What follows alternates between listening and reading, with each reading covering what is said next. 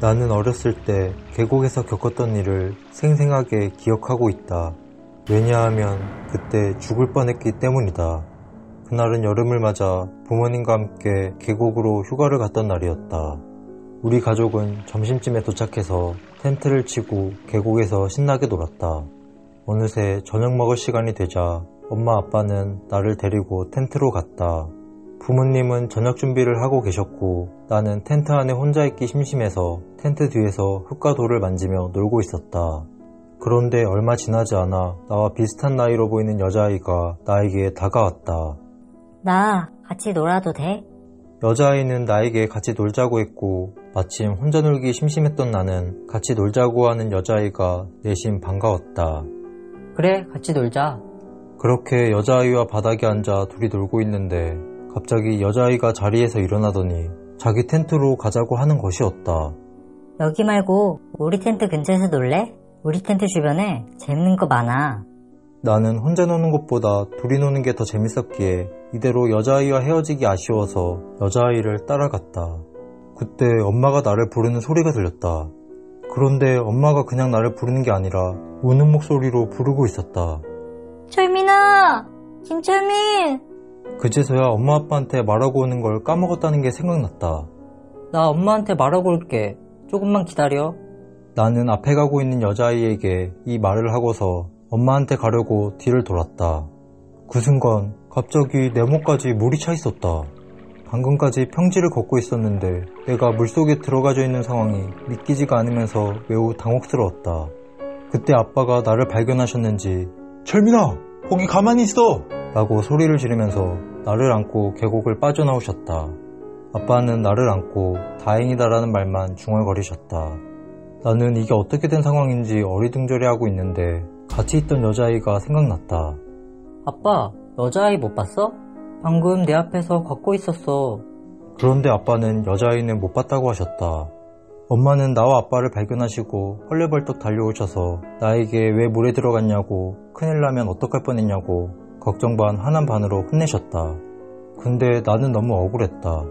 분명 물에 들어가는 게 아닌 방금까지 평지를 걷고 있었는데 말이다. 그래서 아까 여자아이를 만난 것부터 여자아이 텐트 쪽으로 같이 걷고 있다가 뒤돌아보니까 갑자기 물속이었다고 말했다. 그런데 내 말에 엄마 아빠의 표정이 굳더니 아빠가 얼른 짐을 싸서 집으로 가자고 하셨다. 나는 아무것도 모르고 그냥 계곡에서 노는 게 좋아서 왜 벌써 가냐고 징징거렸지만 아빠와 엄마는 아무 말 없이 텐트를 줬고 급히 서울로 돌아왔다. 그리고 시간이 흘러 우리 가족이 왜 계곡에서 바로 집으로 와야 했는지 알 수 있었다. 아빠가 말하기를 그날 그 계곡에는 우리 가족 말고 텐트 친 사람이 아무도 없었다고 했다. 그때 나는 그 계곡에 떠도는 물귀신에게 홀렸던 것 같다. 만약 엄마의 목소리를 못 듣고 여자아이를 계속 따라갔더라면 나는 물에 빠져 죽었을지도 모른다. 우리 가족은 이 일이 있으므로 계곡은 절대 가지 않는다. 캠핑이 취미였던 나는 여름 휴가를 맞아 홀로 계곡으로 떠났다. 3시간 정도 운전해서 도착한 계곡에는 여름 휴가철이라 그런지 사람들이 많았다. 나는 먼저 텐트를 치기 위해 텐트 칠만한 자리를 탐색했다. 그때 괜찮은 곳이 눈에 들어왔는데 그곳에 이미 텐트 하나가 자리를 잡고 있었다. 혼자 온 만큼 웬만해선 혼자 있고 싶었지만 저만한 명당이 없을 것 같아 그 옆에 텐트를 쳤다. 내 옆 텐트에는 커플이었는지 텐트 안에서 젊은 남자와 여자의 목소리가 들려왔다. 나는 텐트를 다 치고서 캠핑 의자에 앉아 이곳저곳 사진을 찍으며 나만의 휴가를 즐겼다. 옆 텐트 커플은 텐트 안이 뭐 그리 좋은지 텐트 안에서 나오지 않고 계속 텐트 안에서 떠들고 있었다. 그런데 갑자기 하늘에서 비가 내리기 시작했다. 그리고 잠시 뒤에 호루라기 소리와 함께 내 쪽으로 안전요원이 왔다. 선생님, 지금 비가 와서 여기 계시면 위험합니다. 네? 저 온 지 얼마 안 됐는데 비 금방 그치지 않을까요? 제가 봤을 땐 금방 그칠 비가 아니에요. 계곡은 눈 깜짝할 사이에 물이 불어나서 얼른 대피하셔야 됩니다. 네, 알겠습니다. 금방 텐트 잡고 갈게요. 그런데 안전요원이 나에게만 대피하라는 말을 하고 옆 텐트에는 아무 말도 하지 않은 채 다른 곳으로 가는 것이었다. 그래서 나라도 말해주려고 옆 텐트로 갔다. 저기요, 지금 비가 많이 와서 당장 대피해야 하던데요. 그런데 텐트 안의 커플은 내 말을 무시한 채 서로 떠들기만 했다. 저기요, 지금 당장 대피해야 된다니까요? 내가 한 번 더 말을 해봤지만 커플은 내 말을 계속 무시했다. 저는 위험하다고 분명 말했어요. 나는 이 말을 남기고서 차에 짐을 싣고 하룻밤 지낼 숙소를 찾아 이동했다. 안전요원의 말대로 비는 시간이 갈수록 거세졌다. 와, 비 진짜 많이 오네. 오늘 일기예보에서 분명 비 안 온다고 했는데 그러고 보니 옆에 있던 커플은 괜찮겠지? 텐트 열어서라도 말해줄 걸 그랬나? 뭐 잘 대피했겠지. 그렇게 그날 나는 근처 민박집을 구해 하룻밤을 보냈다. 다음날 집으로 가는 길에 어제 있었던 계곡에 가보니 밤새 비가 많이 왔는지 계곡의 물이 상당히 불어 있었다. 만약 대피를 안 했다면 큰일 날 뻔했다. 그때 마침 어제 그 안전요원이 보였다. 나는 차에서 내려 고마움을 전했다. 안녕하세요. 어제 여기 있었던 사람인데 대피하라고 해주셔서 감사합니다. 물이 진짜 많이 불었네요. 아, 네, 안녕하세요. 저쪽에 텐트 치셨었죠? 여기 계곡이 워낙 물이 빨리 불어서 비가 조금만 온다 싶으면 바로 대피해야 돼요. 실제로 텐트 안에 있다가 물에 떠내려간 사람도 있다니까요. 진짜요? 어제 가만히 있었으면 큰일 날 뻔했네요. 그런데 어제 제 텐트 옆에 있던 커플은 잘 대피했나요? 안전요원님 가시고 제가 대피하라고 했는데도 제 말을 안 듣더라고요. 안전요원님 말은 듣던가요? 옆에 텐트요? 그 자리에는 선생님 혼자 계셨는데요? 네? 제 텐트 옆에 회색 텐트 커플 있었잖아요. 무슨 소리세요? 그러면 제가 그 커플한테도 대피하라고 했을 텐데요. 거기에 선생님 혼자 계셨어요. 아니에요. 맞다. 어제 제가 분명 핸드폰으로 사진도 찍었는데 봐보세요. 그런데 어제 내가 찍은 사진에 옆 텐트가 찍혀있지 않는 것이었다. 어? 뭐지? 분명 텐트 있었는데? 아이고, 귀신에 홀리셨나 보네요. 여기 계곡이 사람도 많이 오는 만큼 사고가 매년마다 터져요. 아무래도 여기서 사고 당하신 분을 보신 것 같네요. 저기요, 지금 비가 많이 와서 당장 대피해야 된대요. 저기요, 지금 당장 대피해야 된다니까요. 저는 위험하다고 분명 말했어요.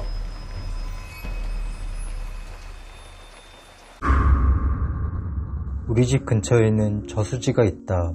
지금이야 그 저수지가 관광지로 홍보가 잘 돼서 밤에 가도 가로등도 많고 산책하는 사람도 많지만 내가 어렸을 때에는 그 저수지에 사람도 잘 안 다녔고 가로등도 없어서 밤이 되면 어두컴컴했다. 그날은 내가 중학생이던 어느 추운 겨울밤이었다. 아빠는 저녁을 드시고 소화도 시킬 겸 저수지를 한 바퀴 돌고 오시겠다며 산책을 나가셨다. 그때 아빠는 걷는 걸 좋아하셔서 그 저수지로 산책을 자주 가시곤 했다. 나는 엄마와 둘이 집에 남아 TV를 보고 있었는데 아빠가 평소보다 좀 늦으시는 거였다. 엄마, 아빠 왜 이렇게 안 와? 그러게, 좀 늦으시네. 오다가 친구라도 만나셨나? 엄마와 나는 잠시 아빠 걱정을 하다가 때가 되면 오시겠지라는 생각을 하고 다시 TV로 눈을 돌렸다.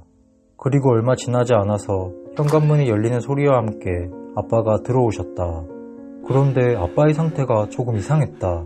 누구에게 쫓기는 것처럼 황급히 집에 들어오시더니 평소에 잠그지도 않던 보조 잠금 장치까지 걸어서 문을 잠그시는 거였다.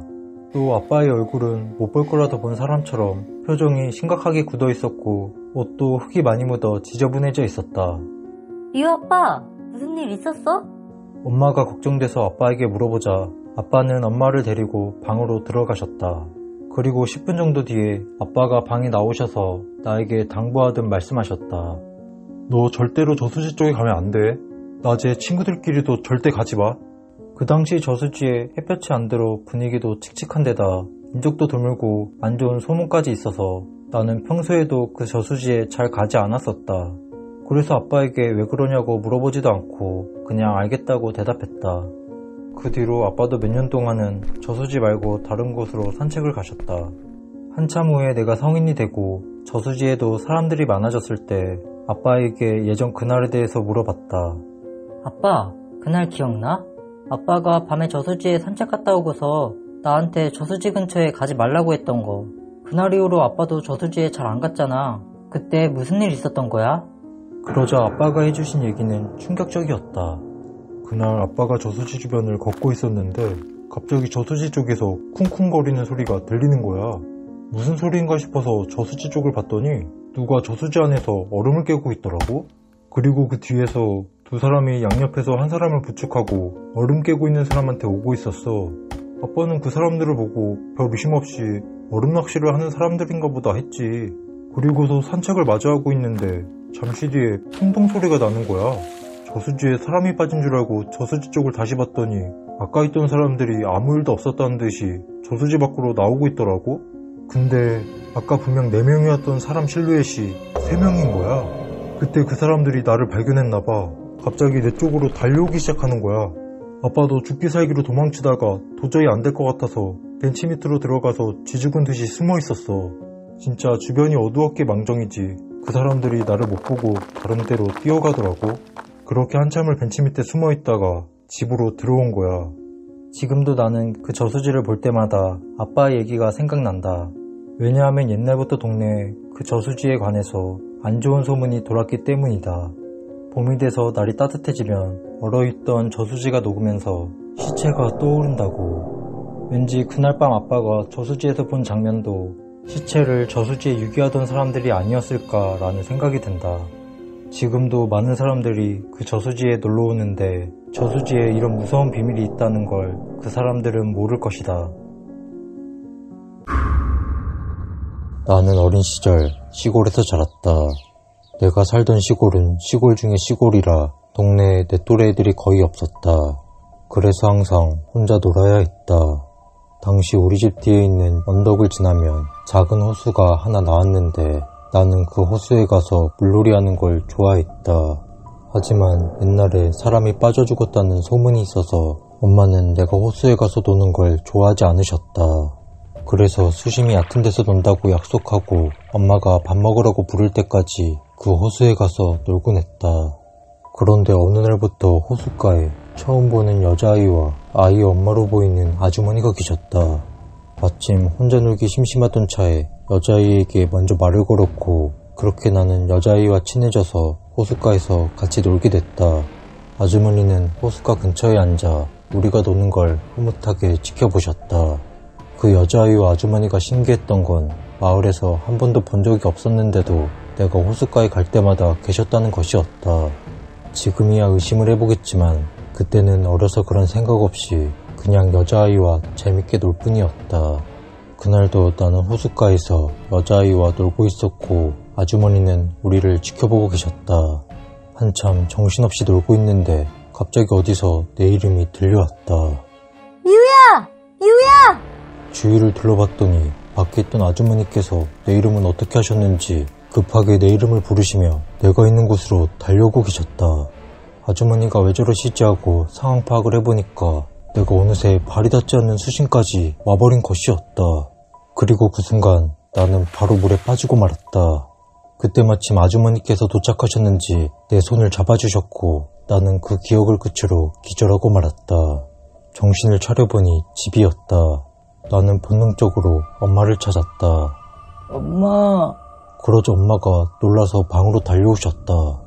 미우야, 조금만 기다려. 아빠 금방 오신다고 하니까 같이 병원 가보자. 나는 같이 있던 여자아이와 아주머니가 생각나 엄마에게 물어봤다. 엄마, 나랑 같이 있던 여자아이랑 아주머니는 어떻게 됐어?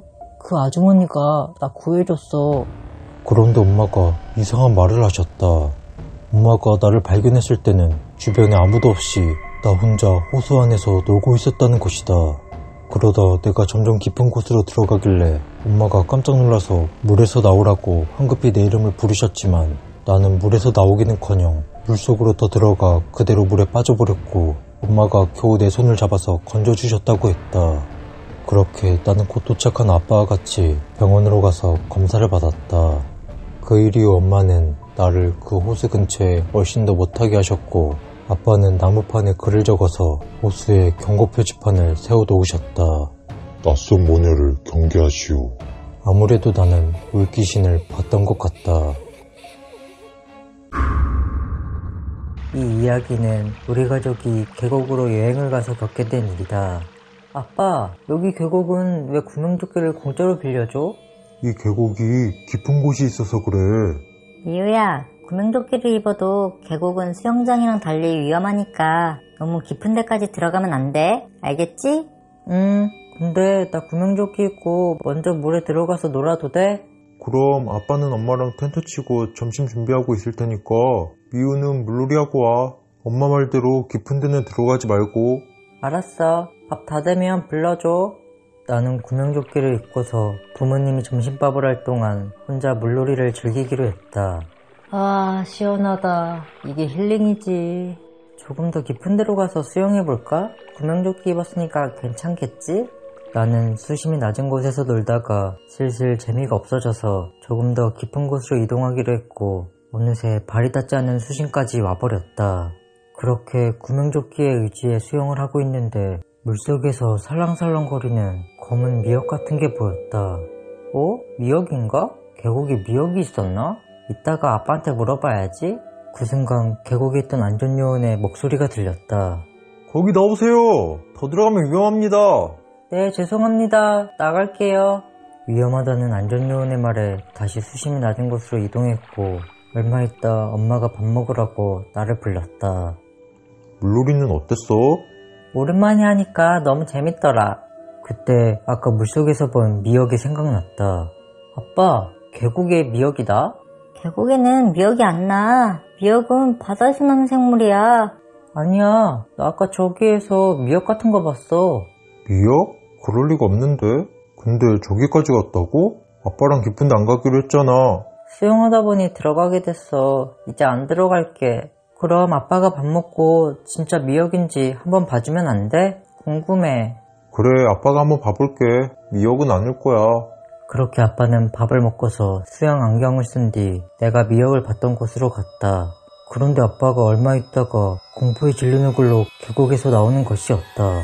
아빠, 왜 그래? 미역 아니야? 유야, 엄마 옆에 가 있어. 아빠는 바로 텐트로 가서 어딘가에 전화를 한 뒤 안전요원에게도 가서 뭐라고 말을 하셨다. 얼마 있다 계곡으로 119 구급차가 도착했고 내가 미역을 봤던 곳으로 구조대가 투입됐다. 그러더니 물속에 잠수한 구조요원이 그곳에서 무언가를 건져 올렸는데 나는 그 광경을 보고 아까 미역을 봤던 게 아니라는 걸 깨닫고 말았다.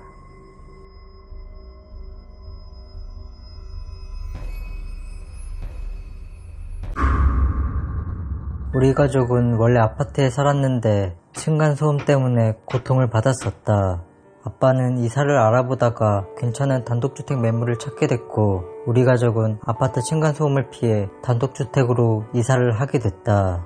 그런데 가격이 싼 데는 다 이유가 있다고 이사한 지 얼마 안 되고서 비가 왔는데 내 방 천장에 물이 새는 것이었다.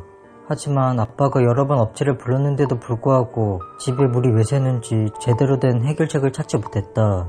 그래서 그때는 비가 오는 날이 너무 싫었다. 그러던 어느 날 잠을 자는데 물 떨어지는 소리에 잠에서 깨게 됐다. 역시나 천장에서 물이 새고 있었고 밖에서 빗소리가 들려왔다. 나는 엄마 아빠에게 말해주려고 안방으로 갔다. 그런데 집 현관문이 열려있는 것이었다. 열려있는 문으로 들어온 빗물 때문에 이미 신발장은 물바다가 돼 있었다. 왜 문이 열려있지? 아빠가 잠깐 옥상에 가셨나? 나는 일단 문을 닫아야 될 것 같아서 현관문 쪽으로 갔는데 밖에 웬 여자가 비를 맞으며 우리 집을 보고 있었다. 그 여자에게서 말로 표현할 수 없는 뭔가 소름 끼치는 기운이 느껴져 나는 현관문도 닫지 않고 바로 안방으로 가서 부모님부터 깨웠다. 나는 부모님을 끌고 현관문으로 갔고 여전히 여자는 비를 맞으며 우리 집을 보고 있었다. 저기 저 여자가 아까부터 우리 집 보고 있었어. 그런데 부모님이 이상한 말을 하셨다. 어디?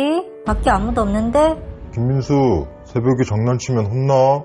분명히 내 눈에 보이는 여자가 엄마 아빠한테는 안 보인다는 것이었다. 저기 여자 서 있잖아. 안 보여? 민수야, 왜 그래? 아무도 없다니까? 나는 너무 답답해서 맨발로 밖에 있는 여자에게 다가갔다. 그런데 그 순간 번개가 번쩍하더니 여자가 순식간에 사라져버렸다. 분명히 여기 있었는데? 민수야, 밖에서 뭐해? 자꾸 여자가 어디 있다고 그래? 비 맞지 말고 얼른 들어와. 부모님도 내 행동에 이상함을 느끼셨는지 집에 무슨 사연이 있나 싶어 다음날 엄마가 옆주택에 사시는 할머니에게 우리 집에 대해서 물어보셨다고 했다. 할머님, 혹시 저희가 살고 있는 집에 전에 안 좋은 일 같은 거 있었어요? 아이고, 그걸 모르고 이사 온 거야? 네? 무슨 일이요? 작년에 태풍 큰 거 하나 왔잖아. 근데 그 집에 이혼하고 여자 혼자 살고 있었는데 우울증을 심하게 겪고 있었나 봐. 태풍이 오던 날에 집에 문이란 문을 다 열고 약을 먹고 목숨을 끊은 거야. 그때 열려있는 창문이랑 문으로 빗물이 다 들어와가지고 집이 침수가 되는 바람에 방에 있던 여자 시체가 거기 집 문 앞까지 떠내려왔어. 엄마는 그 이야기를 듣자마자 그동안 비가 올 때마다 우리 집에 물이 샜던 이유와 새벽에 내가 집 밖에서 이상한 여자를 봤다고 한 게 이해가 가셨다고 한다. 그 후로 우리 가족은 또 이사를 해서 더 이상 미스테리한 일은 겪지 않게 됐지만 비가 많이 오는 날이면 그때의 일이 생각난다. 회사 일 때문에 부산에 갔다가 새벽에 운전해서 서울로 오는 길이었다. 그날 하필 낮까지 비가 안 오다가 저녁부터 비가 쏟아지는 바람에 나는 빗줄기를 뚫으며 야간 운전을 하고 있었다. 그냥 호텔에서 잤다가 아침에 올라올 걸 그랬나? 서울까지 언제 가냐? 그렇게 몇 시간을 운전하던 중 서서히 눈꺼풀이 감기면서 나도 모르게 졸음운전을 하기 시작했다. 졸려 죽겠다. 안돼! 와, 잘 뻔했네. 나는 도저히 안 되겠다 싶어 일단 고속도로를 벗어나 가장 먼저 보이는 편의점에 들어갔다. 마침 출출하기도 했고 뭐 좀 먹으면 잠도 깰 것 같아서 간단하게 컵라면과 삼각김밥을 먹었다. 하지만 그건 내 큰 착각이었다. 뱃속에 뜨거운 국물이 들어가니 몸도 나른해지고 야간 운전 때문에 생긴 긴장도 풀려버려서 졸음이 순식간에 몰려왔다. 이거 안 되겠는데? 근처에 주차하고 차에서 자고 가야겠다. 서울 가려다가 저승 가겠네. 나는 편의점에서 좀 벗어나 한적한 곳에 차를 세운 뒤 운전석 의자를 뒤로 젖히고서 잠을 잤다. 그렇게 얼마나 잤을까? 갑자기 서늘한 느낌이 들면서 가위에 눌리고 말았다. 아니, 이제 하다 가위까지 눌리는 거야? 그냥 부산에서 자고 아침에 출발할걸. 내가 다시는 야간 운전 하나 봐라. 이렇게 체념을 하고서 가위가 풀리든 잠이 다시 들든 될 대로 되라는 식으로 기다리고 있는데 뜬금없이 조수석 창문에서 소리가 났다. 가위에 눌렸어도 눈은 뜰 수 있었기에 눈을 살짝 떠서 옆을 봤더니 창문에 누군가가 얼굴을 들이민 채 차 안을 들여다보고 있었다. 그러면서 밖에서 뭐라고 빠르게 말을 하고 있었는데 그 목소리는 마치 내 귀 바로 옆에서 속삭이듯이 들리고 있었다. 하지만 무슨 말인지 도저히 알아들을 수 없었다. 그 사람은 어느새 운전석 창문으로 와서 얼굴을 들이밀고 있었고 계속 나에게 알 수 없는 말을 빠르게 반복하고 있었다. 나는 이 사람이 전혀 사람처럼 느껴지지 않아 두 눈을 질끈 감고 억지로 잠들기를 기도했다. 그러다 정신을 차려보니 아침이 돼 있었다. 오랜만에 차에서 자서 그런지 온몸이 쑤시길래 나는 차 밖으로 나와서 가볍게 스트레칭을 했다. 그런데 깜짝 놀라고 말았다. 내가 주차한 곳 바로 옆에 무덤 하나가 놓여 있었다. 그 순간 새벽에 가위 눌렸던 것과 나에게 알 수 없는 말을 빠르게 내뱉고 있던 사람이 떠올랐다. 가위 눌렸을 땐 몰랐는데 무덤을 보는 순간 그 말이 이해가 되기 시작했다.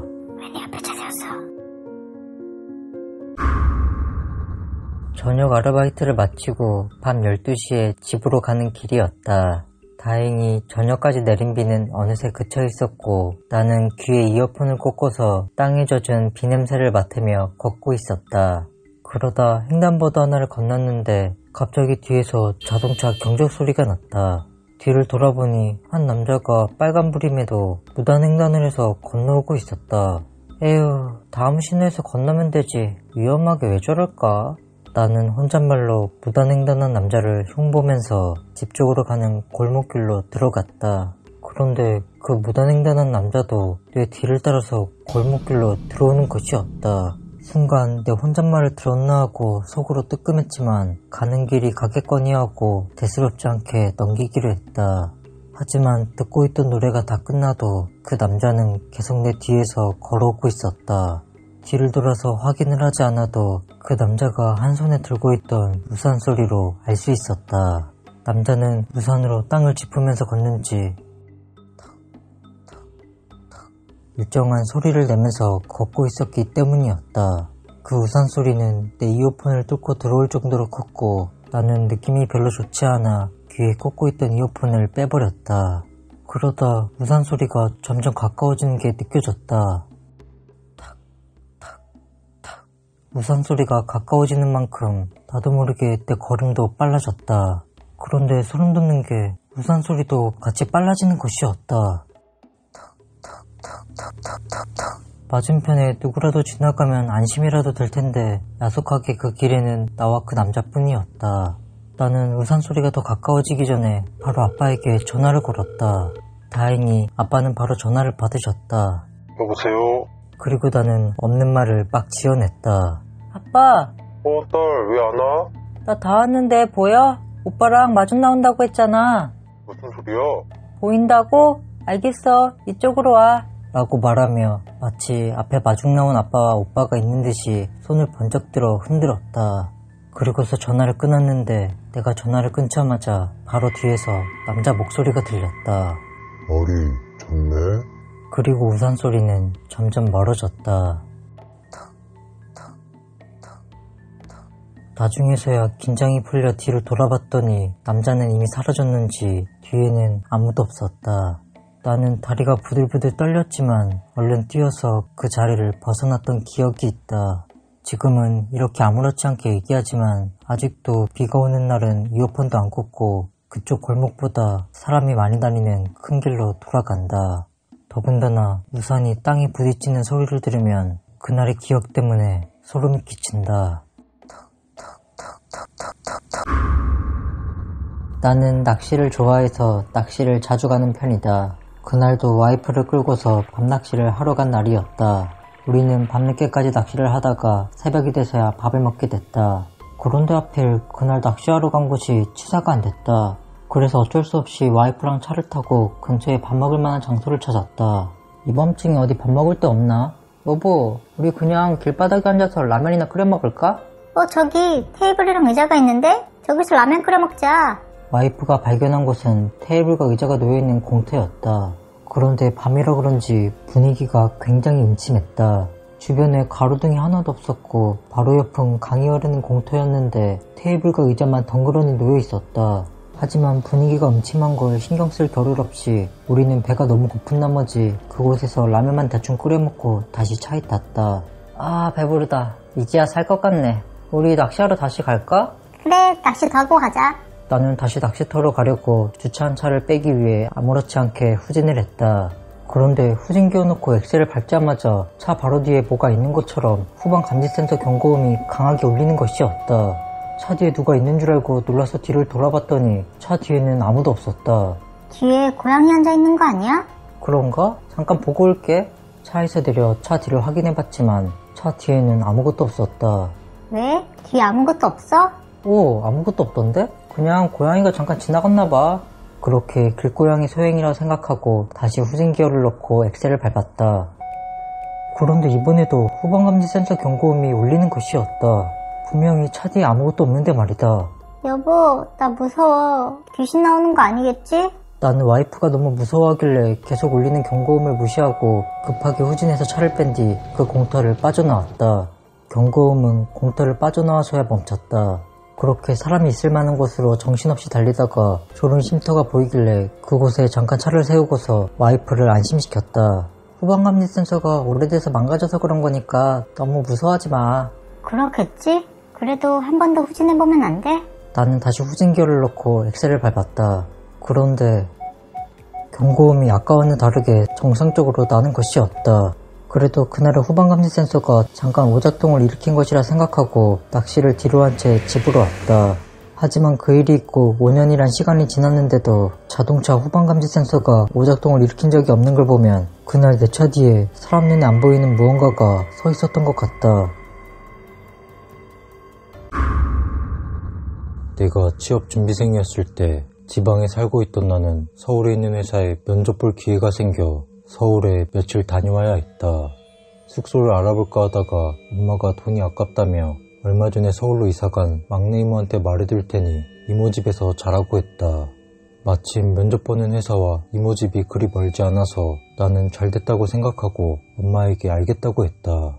그렇게 나는 간단히 짐을 싸서 면접 전날에 서울로 올라갔고 저녁이 돼서야 이모 집에 도착했다. 이모 집은 2층으로 된 단독주택이었고 오랜만에 본 이모는 서울살이가 힘드셨는지 그새 살도 많이 빠지시고 피곤해 보이셨다. 이모는 나에게 2층에 있는 작은 방을 내주셨다.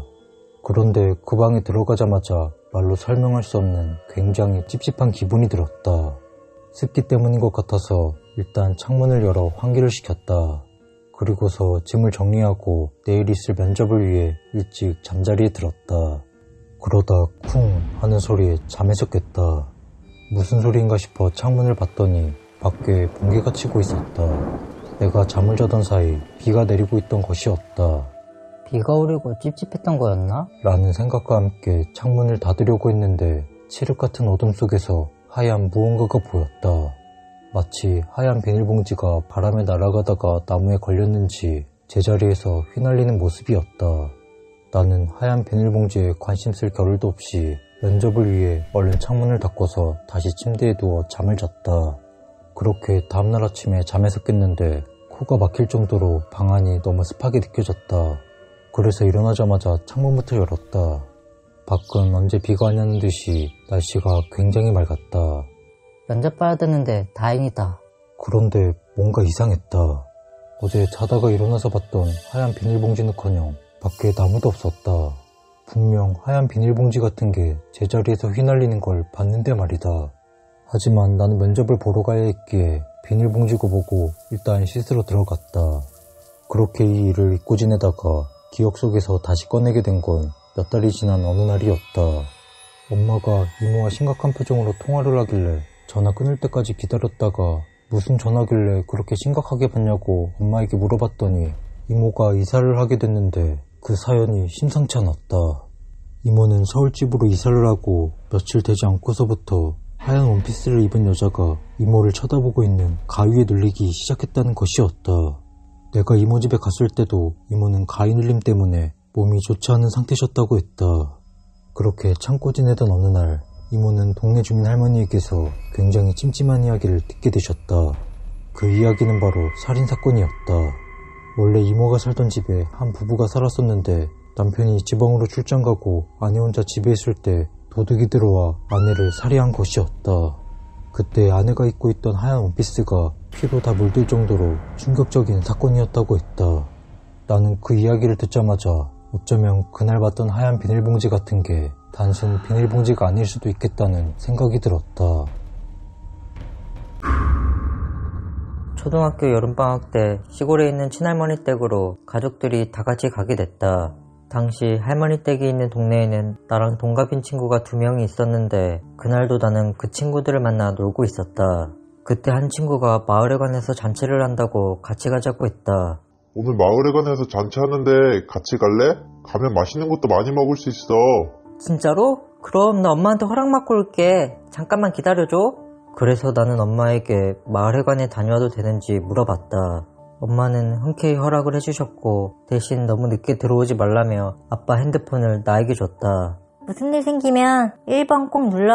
그럼 엄마한테 전화될 거야. 이거 아빠 핸드폰이니까 절대 잃어버리면 안 돼. 그렇게 나는 아빠 핸드폰을 챙겨 친구들을 따라 마을회관으로 향했다. 마을회관으로 가던 중 큰 공터에 낡은 우물 하나가 덩그러니 놓여있는 게 보였다. 책에서만 보던 우물을 처음 봐서 그런지 나는 가던 길을 멈추고 우물을 구경하려고 다가갔다. 야, 그냥 가자. 우리 할아버지가 그 우물 근처 가지 말랬어. 그냥 안에만 볼게. 진짜 물 들어있는지 궁금해. 호기심이 많았던 나는 친구의 만류에도 불구하고 우물 안을 들여다봤다. 하지만 우물 안은 굉장히 깊은지 어두워서 바닥에 뭐가 있는지 전혀 보이지 않았다. 뭐야? 아무것도 안 보이잖아. 나는 다시 친구들과 가던 길을 마저 갔고 마을회관에 도착해 어른들에게 인사도 드리고 차려진 음식들을 먹으며 친구들과 재밌는 시간을 보내고 있었다. 그런데 그때 아빠 핸드폰으로 전화가 왔다. 모르는 번호였지만 엄마일 줄도 모른다는 생각에 일단 전화를 받았다. 여보세요? 엄마야?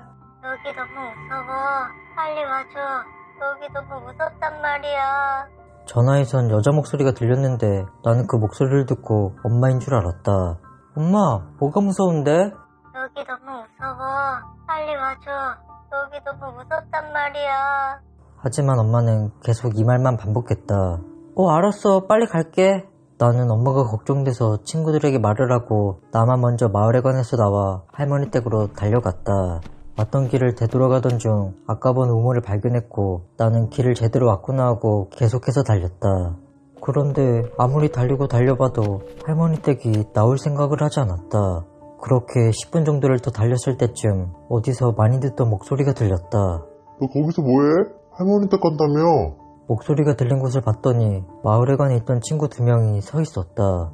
나 길을 잘못 왔나봐. 계속 뛰었는데 할머니 댁이 안 보여. 여기서 어디로 가야 돼? 무슨 소리야? 너 여기서 계속 빙빙 돌고 있었잖아. 그 말에 깜짝 놀라서 옆을 보니까 진짜 내가 우물 바로 옆에 서 있었다. 야, 나 왜 여기 있어? 분명 아까 이 우물 지나쳤는데? 친구의 말로는 내가 우물 주변을 계속 빙빙 돌면서 달리고 있었다고 했다. 더 소름 돋는 건 그러고 할머니 댁에 와서 엄마에게 왜 전화했냐고 물었더니 엄마는 나에게 전화한 적이 없다고 했고 아빠 핸드폰에는 통화 목록도 남아있지 않았다. 중학생 때 내 친구 중에서 겁이 너무 많아가지고 화장실을 혼자 못 가는 A라는 친구가 있었다. 그럴만도 했던 게 우리 학교가 오래된 건물이라 교직원 화장실을 제외하고는 변기통이 아닌 재래식 화장실로 돼 있을 정도로 많이 낡았었다. 그리고 학교가 산으로 둘러싸여 있어서인지 낮에도 화장실에 햇빛이 잘 안 들어와서 음침한 기분이 들었다. 그래서 A가 화장실을 갈 때마다 내가 주로 같이 가주곤 했다. 그날은 비가 유독 많이 내리던 날이었다. 그때가 체육 시간이었는데 비 때문에 운동장이 아니라 강당에서 수업을 받고 있었다. 한참 수업을 받던 중 A가 내 옆으로 슬쩍 다가왔다. 비우야, 그 말에 A를 봤더니 A의 표정이 안 좋았다. A야, 왜 그래? 나 배가 너무 아파. 보건실 가야 돼? 아니, 화장실. 그럼 1층 화장실에 가 있어. 내가 선생님한테 말하고 휴지 구해서 금방 갈게. 그렇게 A는 화장실로 향했고 나는 바로 체육 선생님에게 말을 하고서 1층에 있는 보건실에서 휴지를 빌린 다음 A가 있을 1층 화장실로 갔다. 1층 화장실에는 화장실 칸이 3개가 있었는데 화장실에 들어가 보니 A가 어디 있는지 단번에 알 수 있었다. 화장실 3번째 칸 문 밑으로 팔이 나와 있었기 때문이었다.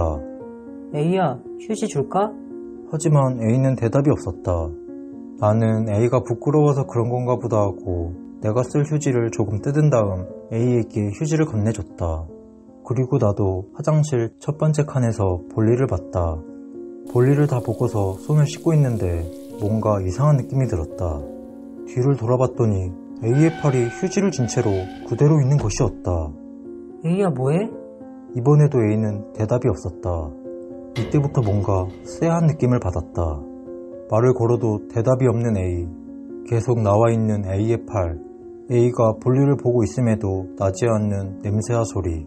수상한 점이 한둘이 아니었지만 그때는 그냥 A가 배가 많이 아팠었나 보네. 라는 생각밖에 들지 않았던 것 같다.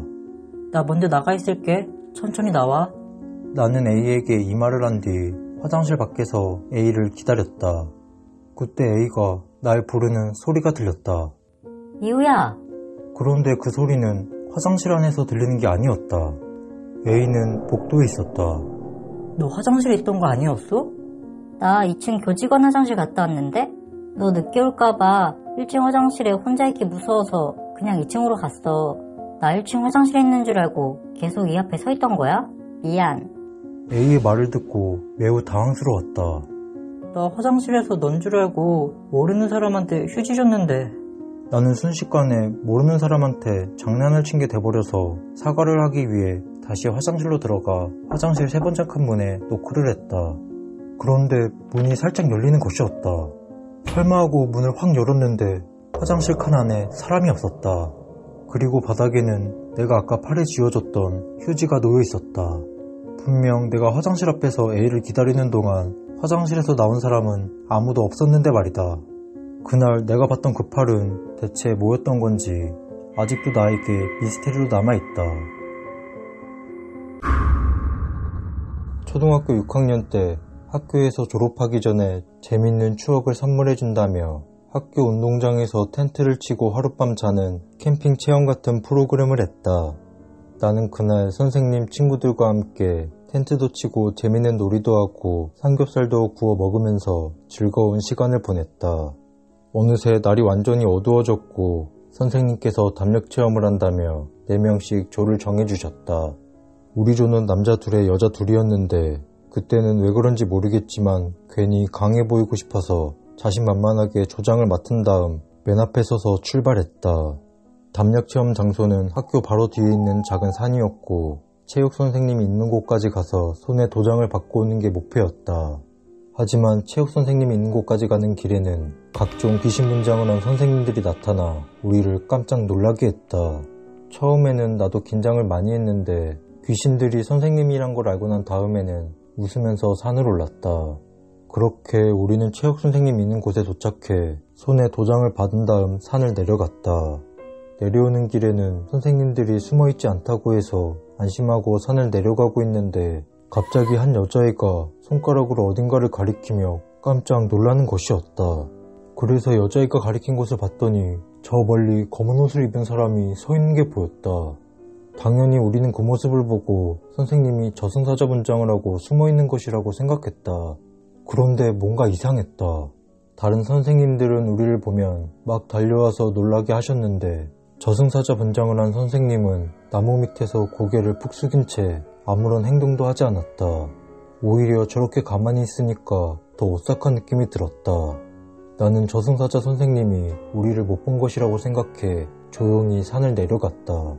그렇게 담력체험이 끝나고 귀신 분장한 선생님들이 나와 애들에게 어느 선생님이 가장 무서웠냐고 물어봤다.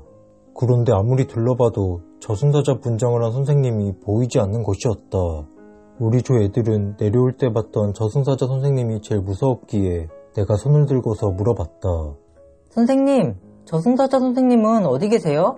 저승사자? 저승사자로 분장한 선생님은 없었는데? 나는 처음에 선생님이 장난을 친 줄 알았다. 그런데 오히려 선생님들이 저승사자 분장을 한 사람을 어디서 봤냐며 진지하게 우리 조에게 물으시는 것이었다. 나는 선생님들에게 위치를 설명해드렸고 체육 선생님께서는 한번 확인해봐야겠다며 다른 선생님이랑 같이 산으로 가셨다. 그런데 잠시 뒤에 체육 선생님과 같이 산에 갔던 선생님이 급하게 선생님들이 있는 쪽으로 뛰어오시더니 애들에게 들리지 않게 조용히 뭐라고 말을 하셨다. 그리고 그 말을 들은 선생님들은 얼른 애들을 텐트 안으로 들여보내며 잘 준비를 하라고 하셨다. 나는 텐트로 가기 전에 선생님에게 저승사자 선생님이 뭐였냐고 물어봤지만 선생님은 아무것도 아니라며 신경 쓰지 말라고 하셨다. 그런데 나는 보고 말았다. 경찰차와 구급차가 산으로 올라가는 것을. 어렸을 때는 그게 무슨 상황인지 몰랐다. 나중에 커서 이 일을 다시 돌이켜보니 그날 밤 내가 산에서 봤던 것이 저승사자 분장을 한 선생님이 아니라 나무에 목을 매단 사람일지도 모른다는 생각이 들었다. 나는 여름방학을 맞이해 친구랑 둘이서 제주도 여행을 계획했다. 태어나서 처음으로 비행기를 탈 뿐더러 제주도도 처음 가는 것이었기에 우리는 한 달 전부터 들뜬 마음으로 여행 계획을 짰다. 그런데 하늘도 무심하게도 제주도 여행날이 다가올수록 태풍이 온다는 소식과 함께 날씨가 비로 다 바뀌었다. 날씨가 좋았으면 하는 아쉬움은 있었지만 비 오는 대로 분위기가 있을 것이라고 애써 위안을 삼았다. 그렇게 제주도 여행 당일이 됐다. 저녁 비행기라 여유롭게 짐을 챙기면서 공항 가는 버스 시간을 기다리고 있는데 엄마에게 전화가 왔다. 여보세요? 미우야, 오늘 제주도 가는 날이지? 응, 맞아. 저녁 비행기야. 미우야, 근데 오늘 제주도 안 가면 안 될까? 어? 갑자기 왜?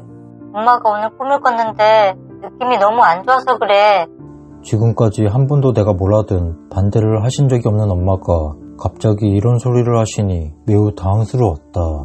하지만 나 혼자 여행 가는 게 아닌 친구랑 같이 가는 것이었기에 여행 당일 취소는 친구에게도 민폐라 가지 말라는 엄마의 만류에도 나는 계속 여행을 간다고 했다.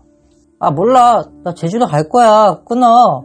그러자 엄마가 아빠랑 지금 갈 테니까 잠시 집에서 기다리라고 하시고서 전화를 끊으셨다. 그리고 1시간 뒤에 엄마와 아빠가 내 자취방으로 오셨다. 역시나 엄마는 오시자마자 꿈이 너무 안 좋다며 내가 제주도 가는 걸 말리셨다. 나는 그런 엄마에게 짜증을 내고 말았다. 비행기랑 호텔이랑 다 예약이 돼 있는데 계속 아무 말 없이 있다가 당일에 이러는 게 어딨냐고 말이다. 그리고 얼마나 안 좋은 꿈을 꿨길래 갑자기 이러는 거냐면서 무슨 꿈을 꿨는지 말해달라고 했다. 그러자 엄마가 꿈 얘기를 해주셨는데 엄마의 꿈에서 내가 한쪽 다리를 다쳐서 병원에 갔더니 의사가 수술을 해야 된다고 나를 데리고 수술실로 들어갔다고 했다. 얼마 있다 수술이 끝났다고 해서 엄마가 회복실에 들어가 내 상태를 봤더니 내 두 다리가 절단돼 있었다는 것이었다. 엄마가 그 꿈을 꾸고 나서 도저히 다시 잠을 잘 수가 없어 꿈을 잊기 위해 TV를 잠깐 틀었는데 하필이면 그때 뉴스에서 제주도에 태풍이 온다는 뉴스와 함께 비와 바람이 많이 불 거라는 내용이 나오고 있었다고 했다. 엄마는 그 뉴스를 보자마자 내가 오늘 제주도 가는 게 생각나셨고 불길한 꿈과 제주도의 안 좋은 날씨가 겹치는 게 예산 일이 아닌 것 같아서 제주도 가는 걸 말린 것이라고 하셨다. 옆에 있던 아빠도 친구 거랑 같이 비행기랑 숙소비를 줄 테니 제주도 가는 걸 취소하라고 하셨다. 결국 나는 부모님 말을 듣기로 하고 제주도에 같이 가기로 한 친구에게 바로 전화를 걸어 이러한 사항을 전했다. 그런데 친구가 자기도 안 좋은 꿈을 꿨다며 내가 괜히 찝찝해할까봐 말을 안 하고 있었다는 것이었다. 친구에게도 무슨 꿈을 꿨냐고 물어보니까 내가 꿈에서 산을 지나가다가 갑자기 나타난 뱀에 발을 물려서 온몸에 독이 퍼지는 바람에 고통스러워하다 죽었다고 했다. 나는 친구의 꿈 얘기를 듣고 엄마랑 둘이 짠 거 아니냐고 무섭다고 하고 그렇게 제주도 여행을 취소하게 됐다. 혹시나 그날 제주도 가는 비행기에 무슨 사고라도 났었나 싶어 뉴스 검색을 해봤지만 다행히 비행기 사고 같은 건 없었다. 그래도 내가 제주도에 가서 다칠 수도 있었기 때문에 그날 비행기와 호텔 예약 취소로 금전적으로 손해를 봤지만 친구와 나는 그때 안 가길 잘했다고 생각한다. 엄마와 친구가 같은 날 내가 다리를 다치는 꿈을 꿨다는 게 단순 우연치고는 뭔가 있을 것처럼 느껴졌기 때문이다. 나는 어렸을 때 시골에 있는 초등학교를 다녔다. 그때 내가 6학년이었는데 시골에 아이들이 없다 보니 1학년부터 6학년까지 한 반에서 같이 수업을 받아야 했다. 그래서 저학년 동생들이랑 친했고 특히 선생님이랑도 많이 친했다. 선생님은 낚시를 매우 좋아하셨는데 가끔 나와 동생들은 심심하면 선생님이 낚시하러 가시는 걸 따라가서 근처에서 물놀이를 하곤 했다. 그날도 나는 3, 4학년 동생 2명을 데리고 선생님이 낚시하러 가시는 걸 따라갔다. 우리는 30분 정도 걸어서 작은 강에 도착했고 선생님은 낚시할 준비를 하시면서 우리에게 이 길 따라서 쭉 내려가면 경치가 예쁜 곳이 나오니까 한번 가보라고 하셨다. 선생님이 안내해 주신 길을 봤더니 산 안으로 들어가는 길이었다. 나와 동생들은 한번 가보기로 하고 그 길을 따라 걸었다. 그런데 10분 정도 걷자 동생들은 다리가 아프고 덥다며 그만 가고 앉아서 쉬겠다고 했다. 나는 다시 선생님한테 돌아갈까 생각도 해봤지만 얼마나 경치가 예쁘길래 선생님이 가보라고 했는지 궁금해서 동생들에게 나만 다녀오겠다고 하고 그 길을 따라 계속 걸었다. 길은 점점 더 좁아지면서 산속으로 들어가기 시작했다. 그 순간 어딘가에서 뜬금없는 콧노래 소리가 들렸다. 나는 흠칫 놀라 주위를 둘러봤지만 내 주위에는 아무도 없었다. 다시 한번 돌아갈 거라는 생각을 하다가 이왕 온 거 더 걸어가 보자고 하고 산으로 더 들어가 보기로 했다. 조금씩 뚜렷해지는 콧노래 소리에 심장이 두근거렸고 콧노래 소리는 조금씩 가까워졌다. 그때 산에서 한 아저씨가 내려오시며 콧노래를 흥얼거리고 계셨다. 나는 그 아저씨를 보자마자 휴, 사람이네 하면서 안도의 한숨을 쉬었다. 그런데 콧노래를 부르던 아저씨가 내 옆을 지나가시고 얼마 안 돼서 이번에는 한 남자아이의 목소리가 들려왔다. 아빠, 같이 가. 같이 가, 아빠. 다시 주변을 둘러봤지만 주변에는 아무도 없었다. 잘못 들었나 싶어 걸음을 옮기려는데 이번에는 내 바로 뒤에서 소리가 들렸다. 아빠, 같이 가. 같이 가, 아빠. 분명히 아빠를 간절히 부르는 남자아이의 목소리였다. 하지만 아이의 목소리만 들릴 뿐 내 주변에는 그 누구도 보이지 않았다. 그때 산 안으로 더 들어가면 안 될 것 같은 예감이 들어 나는 왔던 길을 빠르게 뛰어 돌아갔고 금세 동생들이 쉬고 있던 곳에 도착했다. 형 왜 그래? 무슨 일 있었어? 너 여기 있을 때 남자아이 한 명 안 지나갔어? 형 가고서 아무도 안 지나갔는데? 아무도 안 지나갔다고? 그럼 아저씨는 지나가지 않았어? 아무도 안 지나갔어. 왜? 분명 콧노래 부르면서 아저씨가 지나가고 내 뒤에서 아빠한테 같이 가달라고 아이가 소리를 질렀단 말이야. 진짜 아무도 안 지나갔어? 진짜야. 우리 여기에서 계속 쉬고 있었어. 무섭게 왜 그래? 결국 나는 해답을 찾지 못한 채 낚시 중인 선생님에게로 돌아갔고 그날은 그렇게 각자 집으로 헤어졌다. 그리고 그날 밤 나는 생애 처음으로 가위라는 걸 눌리게 됐다. 온몸에 식은땀이 났고 몸은 움직일 수조차 없었다. 그런 느낌을 처음 느껴봤기에 그저 악몽인가 싶었다. 그렇게 가위에 눌려 10여 번을 누워있는데 내 옆에 한 아이가 다가왔다. 그리고 그 아이는 내 귀에 대고 이렇게 속삭였다. 왜 같이 안 갔어? 같이 가자고 했잖아. 그 이후에 나는 기절을 했는지 기억이 전혀 없다. 다시 눈을 뜨니 아침이 밝아 있었다. 그리고 깨달았다. 그날 산에서 귀신에게 홀렸던 것을. 아빠, 같이 가. 같이 가, 아빠. 당시 고등학생 1학년이었던 나는 지각을 많이 하는 바람에 벌점이 쌓여 교내봉사 3일 징계를 받게 됐다. 그때 다른 반이었던 A라는 애랑 같이 교내봉사를 받게 됐는데 교내봉사 대부분은 학교 청소였다. 그 일이 있었던 날은 교내봉사 마지막 날이었다. 하필 비가 많이 오는 바람에 이유 없이 몸이 축축 처져서 청소고 보고 아무것도 하기 싫었다. 마침 감독관 선생님도 안 계시길래 나는 A를 꼬셔서 좀 쉬기로 했다. 야, 오늘 선생님도 안 계시는데 한두 시간만 좀 쉬다가 올까? 그럴까? 어디 숨어있을 만한 데 없나? 강당 창고 어때? 지금 강당 아무도 안 쓰잖아. 창고는 문 잠겨있지 않을까? 어제 청소할 때 보니까 문 열려있던데? 그렇게 우리는 강당 창고로 향했다. 창고에 들어서니 창고 특유의 습하고 음산한 기운이 온몸으로 느껴졌다. 우리는 널브러져 있는 의자를 아무거나 집어안고서 A는 낮잠을, 나는 핸드폰을 했다. 나 1시간만 잘 테니까 깨워줘. 깨워줄게. 한 10분 정도 흘렀을까. 한참 핸드폰 게임을 하고 있는데 무언가 내 등을 건드는 느낌이 들었다. 나는 당연히 A가 내 등을 건드린 거라고 생각하고 뒤에 앉아있는 A를 봤더니 A는 자고 있었다. 뭐지? 내가 잘못 느꼈나? 그냥 무시하고 계속 게임을 하는데 또 내 등을 건드는 느낌이 들길래 바로 뒤를 돌아봤지만 A는 여전히 자고 있었다. 나는 그때까지만 해도 A가 자는 척 연기를 하는 줄 알았다. 야, 장난치지 마. 안 자는 거 다 안다. A는 내가 말을 걸자 누가 봐도 자다 깬 얼굴로 나에게 짜증을 냈다. 아 뭐래, 잘 자고 있었는데. 너가 먼저 내 등 쳤잖아. 나 아니라고. A는 이 말을 하고서 다시 잤다. 자기가 먼저 장난쳐놓고 연기하고 있네. 라는 생각을 하고서 나는 다시 핸드폰 게임을 했다. 그런데 얼마 지나지 않아 갑자기 으슬으슬하고 뒷목에 소름이 돋더니 어깨가 뭐에 눌린 듯이 뻐근한 느낌이 들었다. 그와 동시에 A가 눈을 살짝 뜬 채로 끙끙대면서 앓는 소리를 내기 시작했다. 나는 A를 당장 깨워야겠다 싶어 A의 몸에 손을 대자마자 A가 벌떡 일어나더니 여기서 당장 나가자며 나를 끌고 창고를 나가는 것이었다. 야, 갑자기 왜 그래? 아무 말 하지 말고 일단 나와. A는 아까 청소하던 곳까지 나를 끌고 가서야 창고 안에서 있었던 얘기를 해줬다. 야, 나 아까 창고에서 자다가 갑자기 이상한 기분이 들어서 잠깐 깼거든?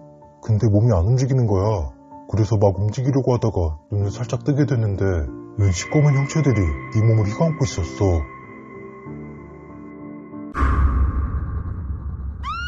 뭐야, 오늘도 이 꿈이야? 왜 4일째 똑같은 꿈을 꾸는 거지? 근데 어떡해? 이제 우리 집 앞까지 왔어. 나는 며칠 전부터 이상한 악몽에 시달리고 있다. 처음 이 꿈을 꿨을 때는 누군가의 손을 잡고서 우리 집으로 걷고 있었다. 마치 내가 그 사람을 우리 집으로 안내하는 느낌이었다. 누구길래 내가 우리 집으로 안내하고 있지? 라는 생각으로 옆을 봤더니 내가 손을 잡고 있던 사람은 검은 갓에 검은 도포를 입고 있는 창백한 얼굴의 저승사자였다. 나는 꿈에서 저승사자를 우리 집으로 안내하고 있던 것이었다. 그렇게 놀라서 그 꿈에서 깼는데 다음날도 그 다음날도 나는 꿈에서 저승사자를 우리 집으로 안내하고 있었다. 그런데 오늘 꿈에서 깨기 전 마지막 장면이 저승사자와 우리 집 바로 앞까지 와 있었다. 아마 다음 꿈에서는 저승사자와 집 안으로 들어갈 것 같다. 미유야, 너 괜찮아? 어디 아픈 거 아니지? 다크서클이 턱끝까지 내려와 있어. 아픈 건 아니고 요즘 악몽 때문에 미칠 것 같아. 악몽? 어떤 꿈이길래? 귀신이 막 너 죽이려고 해? 차라리 그렇게 한 번으로 끝냈으면 좋겠다. 4일째 똑같은 꿈을 꾸고 있어. 4일이나 똑같은 꿈을 꾼다고? 내가 꿈에서 저승사자를 집으로 데려가고 있더라고. 근데 오늘 우리 집 앞까지 왔어. 저승사자가 꿈에 나온다고? 그것도 4일씩이나? 그럼 오늘 너희 집 앞까지 온 거면 다음 꿈은 너희 집으로 들어가는 거 아니야? 그러겠지? 이 꿈 계속 꾸면 어떻게 될 것 같아? 저승사자를 집 안으로 들여보내기 싫은데. 야, 내가 꿈에 대해서 잘 모르긴 하지만 저승사자가 나오는 꿈은 무조건 안 좋은 꿈일 거야. 지금 네 얼굴 상태만 봐도 그래. 그럼 나 어떡해? 잠을 안 잘 수도 없잖아. 내가 괜찮은 무당 한 분 알거든? 팀장님한테 병원 간다고 하고서 오늘 반차 쓰고 거기 갔다 와. 너 이러다 진짜 큰일 날 것 같아서 그래. 어서오세요? 며칠째 이상한 꿈을 꾸신다고요? 그러니까 아가씨 집으로 저승사자를 데려가는 꿈을 4일째 꾸고 있고 오늘 아가씨 집 앞까지 와서 꿈에서 깼다는 거죠? 네, 지인이 제 얘기를 듣고서 이 꿈을 더 꾸면 큰일 날 것 같다고 여기를 소개해줬어요. 네, 잘 오셨습니다. 저승사자를 아가씨 집으로 들이기 전에 오셔서 정말 다행입니다. 실례가 안 된다면 지금 어디 아프시거나 앓고 계신 병이 있으신가요? 아니요, 저 아픈 데 없어요. 작년 건강검진 결과도 건강하다고 나왔어요. 아픈 것도 없으신데 저승사자랑 집에 가는 꿈이라 설마 누구한테 꿈을 사셨나요? 꿈이요? 꿈을 사기도 하나요? 그런 건 처음 들어보는데요. 그럼 최근에 길 가다가 돈 준 적 있으신가요? 악몽을 꾼 사람이 돈에 저주를 깃들이고서 길바닥에 그 돈을 버린 다음 돈을 주는 사람에게 강제로 악몽을 떠넘기는 경우도 있거든요. 진짜요? 근데 돈 준 적 없는데. 아, 맞다. 돈 말고 그건 준 적 있어요. 그게 뭐죠? 우산이요. 며칠 전에 소나기 왔을 때 비 쫄딱 맞을 뻔한 거 멀쩡한 우산 하나가 벌어져 있길래 급한 대로 그거 주워다 쓰고 집에 왔거든요. 이제야 이해가 가는군요. 원래 저승사자 꿈의 주인이 무조건 그 물건을 집 안으로 들여보내야 해서 돈이 아닌 우산에다가 저주를 깃들였나 봅니다. 그날 아가씨가 그 우산을 집으로 들고 오는 바람에 저승사자 꿈이 아가씨한테 강제로 이전된 것이고요. 네? 그럼 그 우산 당장 태우면 될까요? 더 이상 이 꿈 꾸기 싫어요. 태우면 안 됩니다. 이미 그 우산을 집으로 들였기 때문에 태워도 소용없습니다. 아가씨가 당한 것처럼 똑같이 누군가가 그 우산을 직접 들고서 집으로 가져가야 됩니다. 그럼 저 어떻게 하면 돼요? 마침 오늘 저녁에 비 소식 있어요. 당장 집에 가셔서 그 우산을 들고 내 꿈을 가져가 주세요 라고 3번을 외친 다음 누가 가져갈 만한 곳에 우산을 두십시오. 그리고 근처에 숨어서 누가 가져가는지 지켜보시고요. 오랫동안 아무도 안 가져가면 우산을 다른 장소로 옮겨야 됩니다. 그럼 오늘 밤부터 이 꿈을 안 꾸게 되는 건가요? 아니요. 오늘 밤은 절대 잠들지 마십시오. 무슨 일 있어도 절대로요. 그 우산이 다른 사람 집에 자리 잡을 때까지. 내 꿈을 가져가 주세요. 내 꿈을 가져가 주세요. 내 꿈을 가져가 주세요.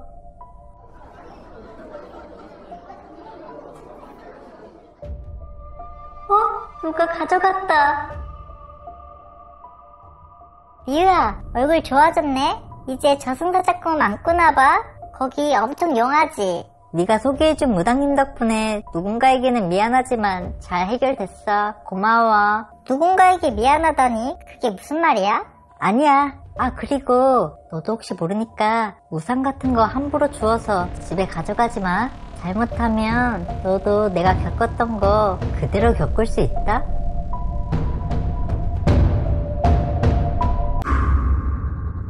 그날 나는 오랜만에 고등학교 친구들과 함께 계곡으로 여름휴가를 떠났다.